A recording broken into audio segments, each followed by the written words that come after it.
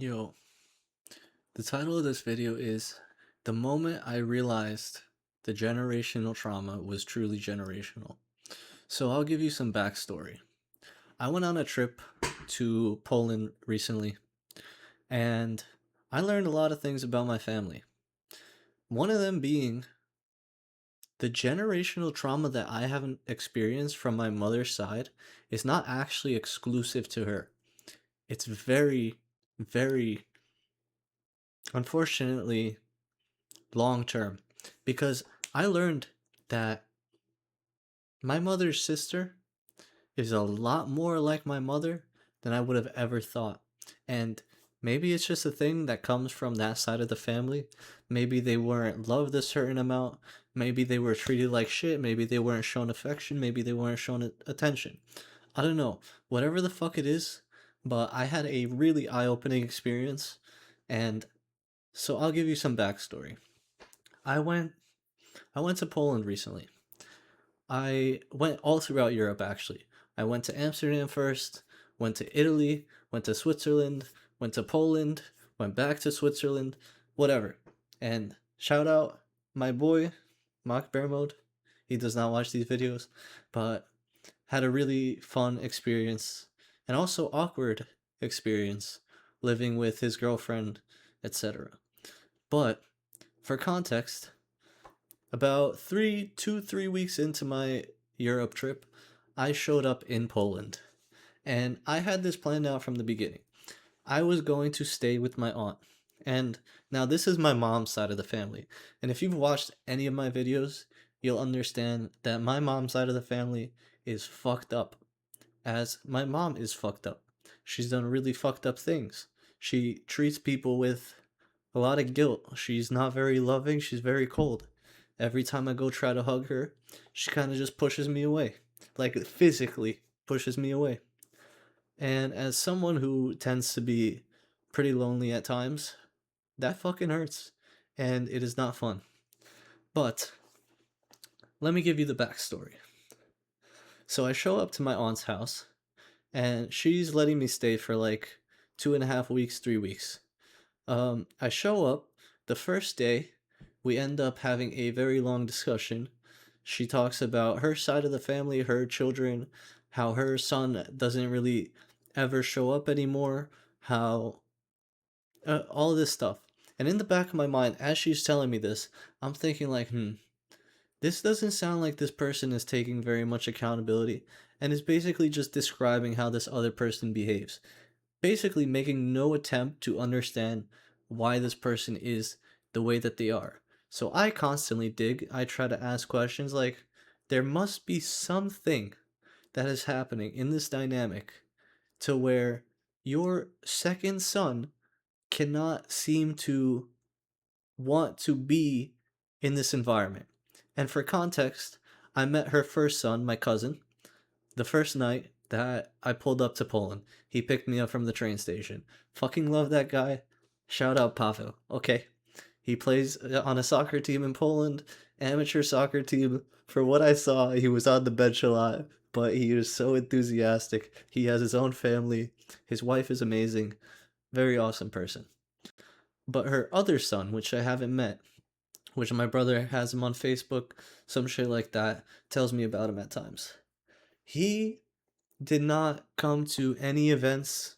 He did not, and mind you, he's struggling himself. He struggles with substance abuse like alcohol. He doesn't have a stable kind of job, doesn't have a stable partner, which this reminds me of another thing I'll mention in this story. His partner actually came, and the things that I saw in that interaction really worried me because my aunt treated his ex-girlfriend kind of like her own child, but she did not seem to treat her second son like her own child. And I found that really fucked up. And that made a lot of sense as to why this guy didn't want to come back and visit us. But anyways, we had a handful of family events, had a handful of opportunities for this guy to come through and come meet with me, as when I was a kid, we used to play soccer together, shit like that. But The first night that I'm there, we're having a really long discussion, and she gets into this whole bout of my second son isn't shit, blah blah blah blah blah, and I'm just constantly trying to ask questions like, okay, this person cannot. He's not just doing this out of spite. He's not just doing this out of hate. There's something that is happening that makes this person not want to be here. And as time went on, I kind of realized why. So about 3 days in, the mask kind of came off. The super nice like smile came off. It was no longer like just being nice for the sake of being nice. It was, you are my victim. You are my you are my source that I can project my the guilt that I have to project into, the negative energy. So, unfortunately, my aunt has cancer and she doesn't get very much sleep. She has a host of problems. And I noticed, instead of really cherishing those moments that she still has and like trying to have experiences with people while she's still here, I noticed that she spent a lot of her time, one, bullshitting on the phone, and two, guilt tripping or like manipulating and basically just trying to get people to do certain things for her. Not like the asking kind, but being like, this is going to happen, this is what's going to happen, and I don't care. I don't want to communicate. I don't want to have any sort of discussion. I don't want to come to any sort of understanding. And as time went on, I learned like I'm kind of just going to avoid that energy. Like I'm good off of that. So I spent a lot of my time in in Poland, one, trading, two, watching college football, and three, going to the gym. So I'll give you one example. There was one night where I ended up, so the gym is 24/7. I end up going to the gym. It's like kind of late. It's like, I don't know, fucking 11. In European times it's 23, military time, whatever. It's like 11 p.m. So I had told her I'd come home a little bit earlier, like an hour before. And specifically, I come home and if she starts berating me with like, "Oh, I can't sleep because of you. You ruined my sleep," shit like that, and I'm just eh, like if I'm a 27-year-old, if I'm under the control and like I can't even stay out a little bit extra, like for example, to give some context, the gym had a shit ton of new equipment that I've never used before. So I was like, I was in flow state. I was trying things out. I was having a shit ton of fun. And honestly, some of those machines were fucking awesome. Like I don't regret doing that at all. But coming home and then having somebody tell you like, "Oh, I can't sleep because of you." And it's like a kind of like a minor inconvenience when you're literally trying to do your best so that they don't like get bothered by the fact that you're present there and then just going on about it for days and just constantly finding things to guilt trip you about. Like let's say you wake up and like there's food, like your aunt tells you like, tell me when to make food, and then you ask uh like, can you make me some food, like do you know when it'll be ready? And then she just has an outburst and is like, for whatever reason has an outburst as if like you're being demanding when you're just simply trying to ask a question and communicate, and like guilt tripping you and then just making the whole interaction super awkward, like basically arguing with you. That's just really negative energy that I don't think anybody deserves to experience. But this was constant throughout this trip. And what's so fucked up is I had to block my mom multiple times because she would keep calling me.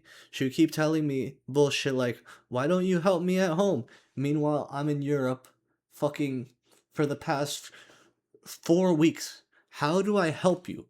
What do you want me to do? And the constant idea of her like telling me, go get a job, blah, blah, blah. Like, bro, I am on vacation trying to get away from this shit.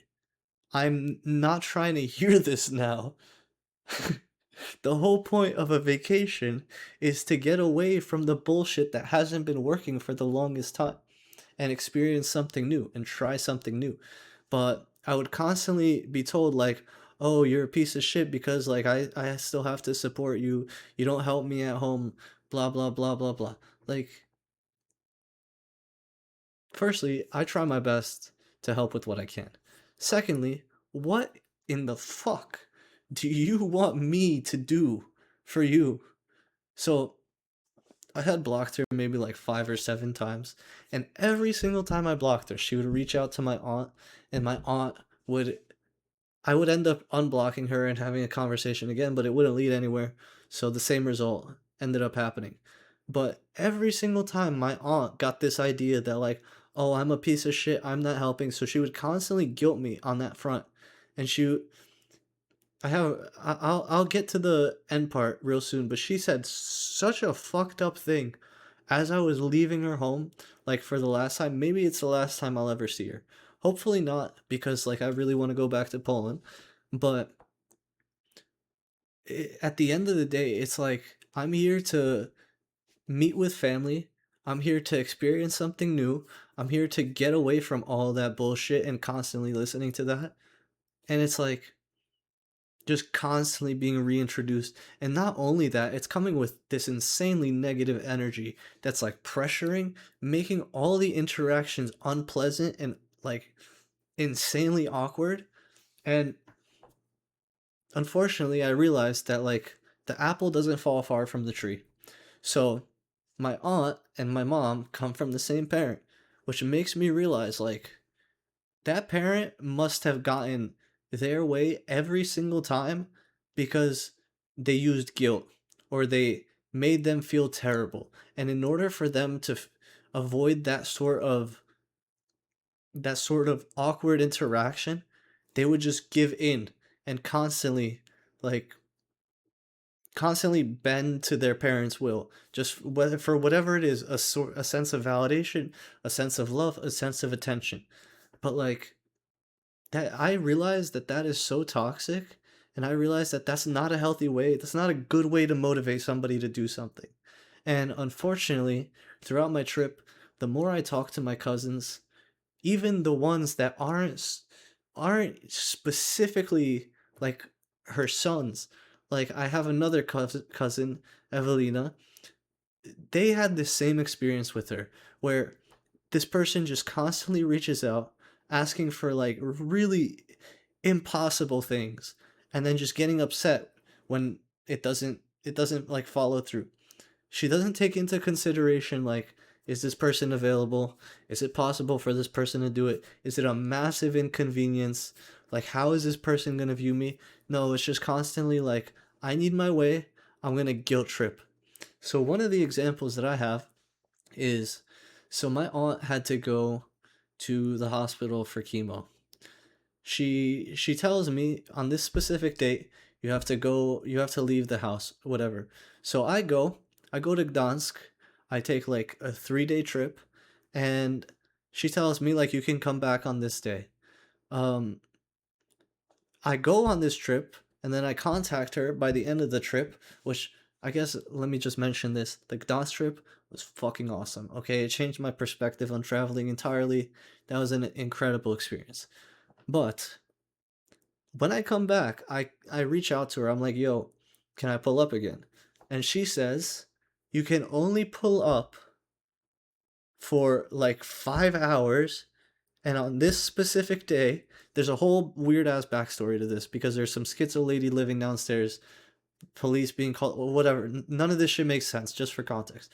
But she's like, on this day, you can pull up for like 5 hours, and then you're going with me to visit the graves of like my parents, or like your mom's parent, like some shit like that. And she's not like saying like, would you like to come, blah blah blah. She's giving me two options. She's like, either stay in Gdansk and come back later, or you're gonna come over, you're not gonna get any rest, and then we're going on this bullshit trip. Mind you, that trip never ended up happening. Mind you, the going to the hospital to get chemo never ended up happening. And so that chemo part, Probably not the biggest deal, but the controlling nature of like you're 27 years old and you're either gonna do this or you're gonna have nowhere to stay is so fucked up. So thankfully I was able to reach out to my cousin and call him and be like, yo, your mom is kind of like doing some really stupid shit. Like, could I please like stay with you? Cause like I already booked an extra night in Gdansk. Like I'm done here. I'm trying to come back home and do this thing with my cousin Evelina that and have like a family get together that I was planning because I only had like 2 days left in in Poland. And that also reminds me, there's a village in Poland named Łomża, right? So that's where my uncle lives. And the entire time I told them like, "Yo, I'm trying to go visit this major city. I'm not trying to go to this village where there's only a bus, non-logistical, not realistic at all. There's only a bus that I know anecdotally. I look on Google, I can't find shit about it. There's only this like mystical bus that comes at like 9 a.m. Mind you, I'm going to sleep at like 7 a.m. every single day. So, from a sleep standpoint, it makes no sense. From a logistical standpoint, it makes no sense. From an ability to traverse this shit myself, it makes no fucking sense. But the level of guilt trip and the level of like trying to manipulate this situation instead of just being like, okay, you told me once, you told me twice, like I get it. You're not going to do it. I'm not going to pressure you. I'm not going to put you in a bad situation because you're not doing everything like you're not doing everything like you're doing the things that you want. I'm not going to pressure you. I'm not going to put you in a bad situation because you're not basically following my exact orders like a fucking general. So, thankfully, I was able to work my way around it. And not only did I get to hang out with my cousin, I went with my other cousin and their family, and we had like this entire sushi fucking party. It was really fun. That was like the first time I ever experienced my family like actually being interested in the shit that I have to say and not just treating me like a project that needs to be fixed nonstop. And I cherish that. It makes me really sad that it makes me really sad that that's like the first time I've experienced that. But that's one of the things that makes me want to go back to Poland a lot. And unfortunately, I had left my stuff back at my aunt's house from before I had left. And while let me just mention this, while I was at that dinner party, whatever, the entire family was reaffirming that like yeah, this person is really difficult to work with, really controlling. It's just nonsense. The whole trip with I'm trying to go to the graveyard and visit my parents, whatever, on this last day in Poland, that didn't even happen. That fell through because the the idea that she had was her son was gonna drive her there no matter what. Her son literally calls her the next day, tells her like, "Yo, this is fucking stupid. I'm not gonna do it. Sorry," and it doesn't happen. But the damage is done. She's literally tried to be controlling, treated me like shit, left on this horrible note. And so, lastly, I come back to the block. Mind you, this isn't like a very nice place to live. This is the Polish projects, okay? There's a fucking schizo lady screaming "Kurwa ja pierdolę" cigarette every fucking 2 seconds. You could hear it through the floor. She doesn't shut the fuck up. Like, so I come back to the Polish block, right? And I had left my stuff there. So I have about like 2 hours of time to pack all my shit. So I get there with my cousin Pavel. We we arrive, whatever, I say hello, and then I go pack my shit. And in the last I wanna there was like an hour or 30 minutes of like free time before I had to leave, which mind you, I almost fucking missed my bus because of this shit. Instead of being like, thank you so much for coming, it was a great experience, like I'm glad I got to meet you, thank you for coming and like spending your time with me, spending your money to visit me, all of this shit. You know what my aunt says as I'm about to leave? She says, I will never forgive you for how you treat my sister. And I'm going to be honest, that set me off because the entire time I was there, she was trying to tell me like, "Oh, you need to do more. You need to do this, blah blah blah." And she does not know any of the context. She does not know that every time I help, a few hours later, I just get straight shit on for some other bullshit because like I can help with seven things in the day, but if I don't do one thing, it just immediately goes from like gratitude and like being nice, which is completely conditional. There's no gratitude, by the way. I'm kind of throwing shit out there. No gratitude when I do actually help my family. So that conditional niceness just turns into like, you're a piece of shit. Get out of my house. Go get a job. Go pay for your own shit. Like, okay, so I didn't do this one thing. Now you just treat me like shit. Like, thank you. You didn't consider, like, is this thing logistically possible? Does it make sense to do this? How do I feel when you talk to me like this or treat me like this? Like, how does this affect future experiences when you ask me to help? Which is the biggest part. Because if I'm going to get shit on and then 2 hours later my mom's going to ask me for help, it's like, no, suck a fucking dick. Like, get the fuck out of here. So, with about like 20 minutes left in the Poland trip, she literally drops the line.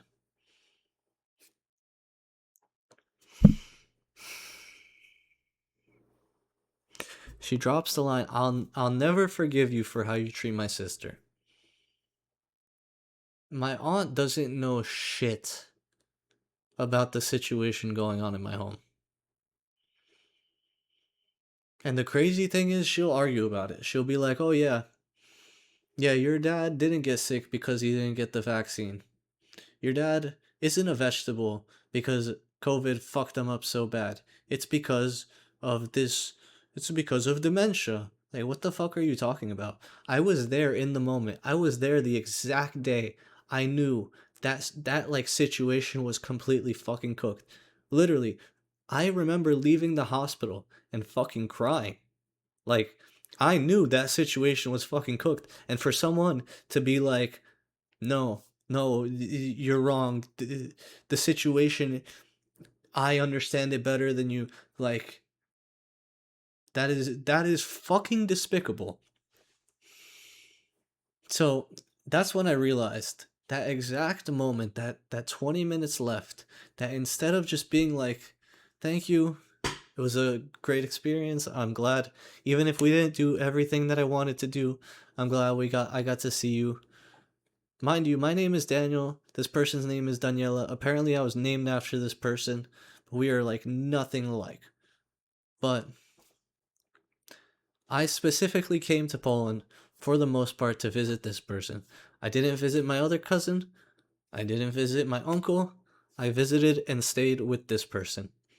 And in the last 20 minutes, my aunt sees that she's literally hurting me and like really fucking with me. And she tries to hug me. And at that point, like after I'm crying, I'm literally crying in the moment, and she tries to hug me at that point. That is when I realized the generational trauma is so fucked.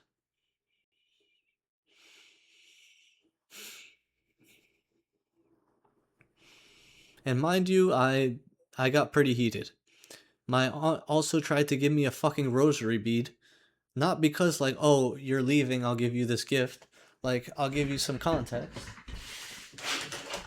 My friend Mark Bearmouth gave me this deck of cards from Switzerland as I was leaving, right? But he didn't treat me like shit as I was leaving. My aunt, however, tried to give me this rosary bead out of spite, and I knew it was out of spite. So I didn't take that shit. And I literally almost missed my bus. There was not very many ways to get back to Warsaw Airport. Let's just say that there were two options. There was a train, which was my backup plan, and this bus that I paid like, I don't know, $18 for. And I almost missed that bus. I literally the bus came early and my fucking Bolt driver was some fucking Polish guy named Jurek, bro, dropped me off at the wrong fucking station, at the wrong bus stop, didn't listen to the directions, didn't go where the fucking app said, and I had to haul ass to the bus stop. I barely caught that shit. So that was the way I left Poland. And that was also the moment, maybe not the specific moment, but the line in the sand where I realized like, yo, this shit is so fucked. These people's mom must have been a fucking piece of work. Must have been a straight piece of shit, bro. Cuz for someone to go and sacrifice their time, sacrifice their money, sacrifice their potential experience to go and stay with you, and that's how it ends, when like they literally tried to do everything in their power to make you feel comfortable and okay with the fact that they're there. Absolutely fucking unacceptable. And it's just sad because that's such a common theme that I see next door. That controlling, that manipulating, that guilt tripping. It's unfortunate. Hopefully, I'm not this way towards my children. Hopefully, I can grow out of this. Hopefully, I don't unconsciously do it. Because the way these people make you feel, they make you feel like you're a burden. And then you think, like, why am I even here in the first place? Like, it's not worth saving the money to stay with you and like spend time with you. Like you might as well just go get the fucking hotel and just like have peace at that point. But these people don't view the fact that like you're a human being. They just see you as another source to pull from, to manipulate, to treat like shit so that they could feel better about themselves. And these are the same people that will treat you like this and then go on the phone and call you later and then be like, "Oh, please tell me when you get to the airport so I know you're safe." Like, fuck off. Well, that's my story, and I hope it makes you feel slightly better about your situation. I don't know if it will. That's just probably the most fucked up thing that I experienced with my with people that weren't my mother, but on my mom's side of the family. And it makes me sad because my cousins are really, really good people. And I enjoyed their company. I enjoyed the experience that they gave me. But some people are just energy vampires. And I guess there's not much you can do about that. But that's all I had to say. That's my story.